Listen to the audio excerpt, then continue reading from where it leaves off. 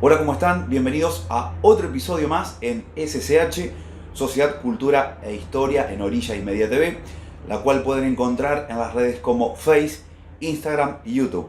Hoy comenzamos una serie de videos, que serán varios, leyendo textualmente y casi la totalidad de lo que fue la tesis doctoral en filosofía de Américo Schwartzman bajo el título Peiret, filósofo en acción, teoría política, pensamiento radical y acción reformista en la vida y obra de Alejo Peiret, 1826-1902.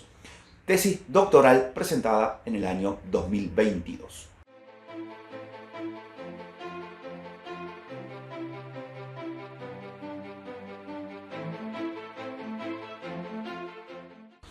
Algunas consideraciones antes de comenzar.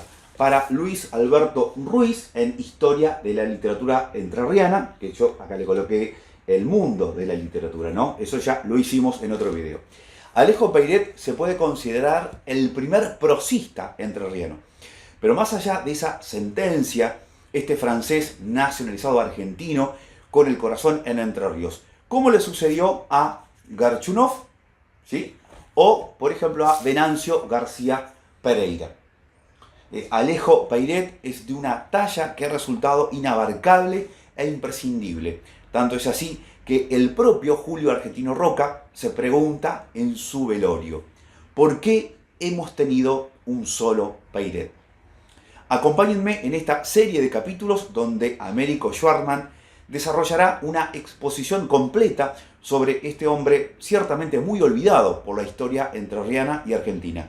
Un material muy importante. Y en comunicación hace unos días con el autor me comentaba que pronto verá a luz una versión impresa de este trabajo a cargo de la editorial Eduner. En la lectura de la tesis ustedes van a observar placas donde el autor de la tesis colocó extractos de los escritos de Alejo Peiret, pero también hay de otros autores. Lo que sí no van a estar son las citas que constantemente añade Américo en el texto y que son colocadas debajo en la página. Digamos que mientras esté leyendo no se va a poder percibir muchas veces cuándo es letra del autor de la tesis y cuándo de otros autores, salvo, como decía, cuando aparezcan las placas. Los videos van a estar divididos en 6 bloques principales. Muchos Peiret, perfil de un hombre inabarcable, traduciendo a Proudhon a orillas del río Uruguay, un liberal contra los liberales, en el Congreso Obrero y también en otros, la filosofía de Alexis Peiret y Peiret revisitado. A su vez, cada bloque está dividido en subtítulos. También se visualizarán algunas imágenes aportadas para la tesis. Dentro de este bloque, los subtítulos son La sonrisa de progreso, Jesús en el corazón, de París a Montevideo, del colegio a la colonia, La utopía aislada, Una experiencia de renta básica en el siglo XIX, Religión y conflicto, En la masonería. Pero, ¿quién es ese Peiret?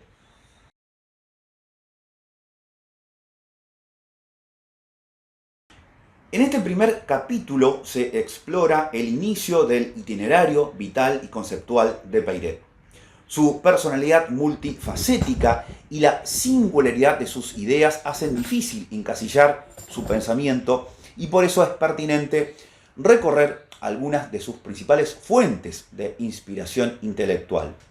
Peiret es un autor complejo, no solo por sus intereses intelectuales y sociales, que abarcan áreas disímiles, sino también por las fuentes a las que acude a lo largo de toda su labor. Y eso hace difícil inscribirlo en una tradición o corriente de pensamiento en particular. Por eso, en este primer capítulo, apuntamos a señalar algunas pistas que, desde sus pasos iniciales en la acción política e intelectual en Francia, nos ayuden en la tarea interpretativa, identificando sus primeras fuentes teóricas en los inicios de su itinerario intelectual y en su labor práctica.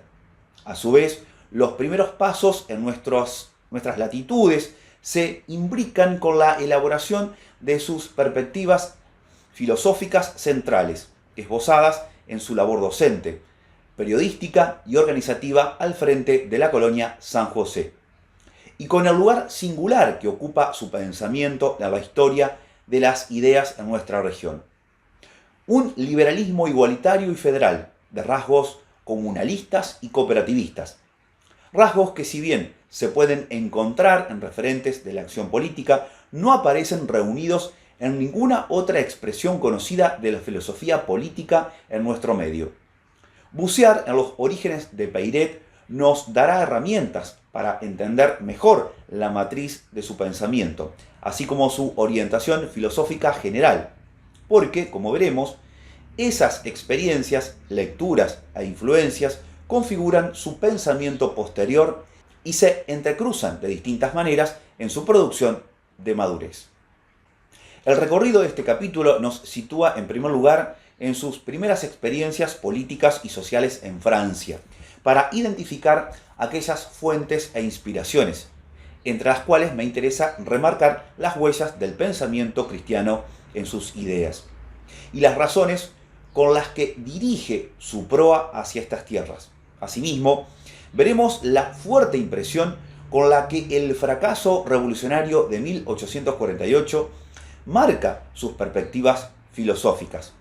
Pasaremos por la llegada al Plata y su rápida inserción en un medio que le resultaba atractivo y acogedor, dadas las conexiones entre algunos hitos de la época: el federalismo triunfante de Urquiza, el Colegio del Uruguay, la utopía de la colonización agrícola, que establecen lazos poderosos con sus fuentes inspiradoras, y el sugestivo trasfondo de sentido de la época, marcado en la disputa de masones y anticlericales contra la influencia de la Iglesia Católica.